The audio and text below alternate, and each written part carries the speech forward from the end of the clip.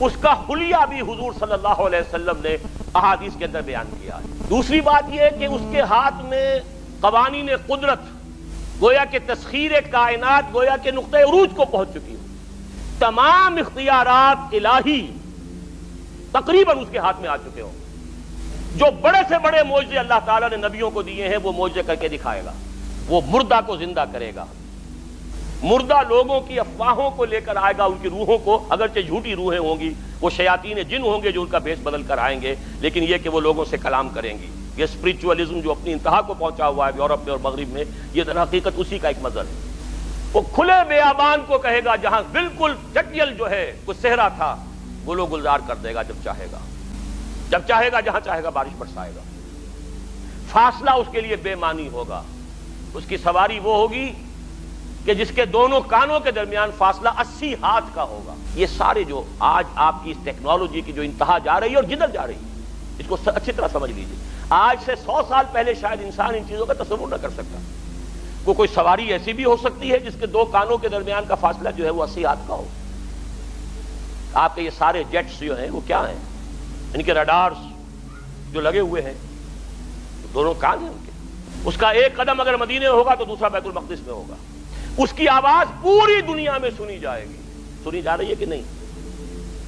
یہ ساری قدرت، ساری قوتیں، تسخیر کائنات کلیتاً ایک آدمی کو چیر کر دو ٹکڑے کرے گا، دونوں ٹکڑوں کو علیحدہ کرے گا، ان کے درمیان چلے گا اور پھر ان دونوں کو جوڑے گا اور کھڑا کر دے گا۔ احادیث میں ساری موجود ہے۔ سرجری جدھر جا رہی ہے کوئی عجب نہیں کہ وہاں تک آدمی پہنچ جائے۔ فریز کر کے تو یہ معاملہ اب ہو ہی سکتا ہے۔ جس قسم کے آپ چاہیں گے مخلوق پیدا کرنے کے قابل ہو جائیں گے، جو صفات آپ چاہتے ہیں پیدا کر لیں۔ ایسے انسان پیدا کیے جا سکیں گے جن میں سرے سے رحم اور سرے سے رقت کا مادہ ہی نہ ہو۔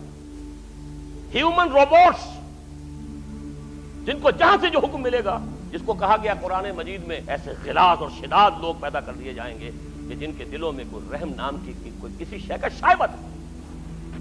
آدم کی تخلیق سے لے کر قیامت کے قائم ہونے تک اب ان دونوں کے مابین دجال کے فتنے سے بڑا فتنہ کوئی نہیں۔ حضور نے فرمایا کہ نوح کے بعد کوئی نبی اللہ کا ایسا نہیں گزرا جس نے اپنی قوم کو، اپنی امت کو دجال کے فتنے سے خبردار نہ کیا ہو۔ تو اے مسلمانوں، میں بھی تمہیں خبردار کر رہا ہوں۔ یہ دجال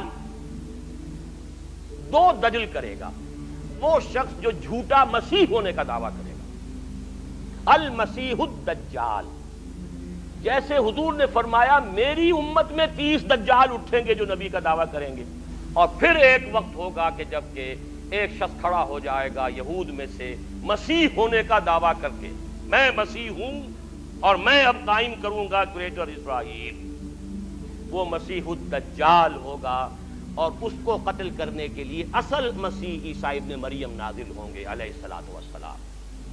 اور پھر انہی کے ساتھ مشرق سے کچھ فوجیں آئیں گی جو ان کے ساتھ مل کر جہاد کریں گی، ادھر سے عالم عرب سے حضرت مہدی اور ان کی فوجیں آئیں گی، اور پھر یہودیوں کے ساتھ آخری جنگ ہوگی، اور حضرت مسیح کے ہاتھوں ایک ایک یہودی اس دنیا میں ختم ہوگی۔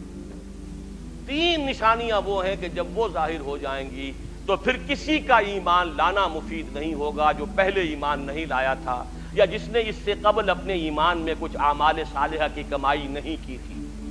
یعنی گویا کہ توبہ کا دروازہ بند ہو جائے گا، سورج مغرب سے طلوع ہوگا، نظام شمسی میں کوئی اختلال ایسا ہوگا کہ جس سے سورج بجائے مشرق کے مغرب سے نکلے گا۔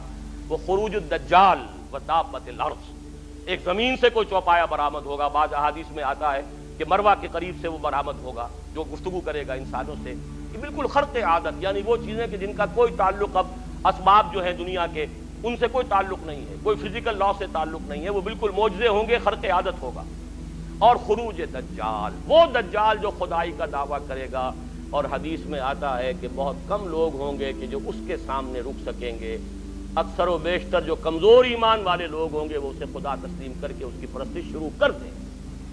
میرے نزدیک یہ آخری چھلنی ہوگی جو لگائی جائے گی اہل ایمان کو ایک طرف کرنے کی، اور یہ قیامت کی نشانیوں میں سے آخری نشانیوں میں سے ہے۔ آج سے 400 سال پہلے انسان نے ایک آنکھ بند کر دی، مذہب سے کوئی سروکار نہیں، کوئی تعلق، ایک آنکھ بند دوسری آنکھ چوپٹ، یہی یک چشمی تہذیب ہے، یہی دجالی تہذیب ہے، جو کانی تہذیب ہے، جس کی ایک آنکھ ہے دو نہیں، جس نے کائنات ہی کو اصل شے قرار دیا ہے۔ خالق کو چھوڑو، جی ہوگا کوئی پیدا کرنے والا ہے یا نہیں ہے، چھوڑو دفع کرو، یہ دنیا تو ہے نا، اسے مسخر کرو۔ روح کوئی ہے یا نہیں ہے، کوئی حقیقت ہے یا نہیں ہے، کیا پتا ہے کہ نہیں ہے، چھوڑو دفع کرو۔ کس نے دیکھی؟ جسم تو ہے نا، جسم کی فکر کرو، جسم کو بناؤ، تیار کرو، کھلاؤ پلاؤ، اس کے تقاضے، اس کے لیے سارے ایک سے ایک وائٹامنز جو ہیں ایجاد کرتے چلے جاؤ، تلاش کرتے چلے جاؤ، وہ سب کچھ کرو۔ روح کوئی شے ہے یا نہیں ہے؟ ہوگی، اگر ہے بھی تو ہماری بحث کی دلچسپی کی چیز نہیں۔ آخرت ہوگی بھائی، پتہ نہیں ہے کہ نہیں ہے، کس نے آگے بتایا؟ یہ دنیا تو ہے نا، اسے بناؤ، ویلفیئر سٹیٹ قائم کرو، دنیا کے اندر بہتر نظام قائم کرو، کہاں آخرت کے چکر میں پھنسے؟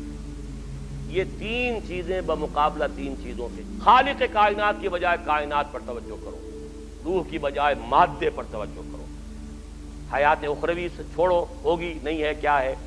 دنیا کی۔ یہ جو شفٹ آف ایمفیسس ہوا ہے، ہماری توجہ ادھر سے ہٹ کر ادھر، اب دنیا ہی مطلوب و مقصود،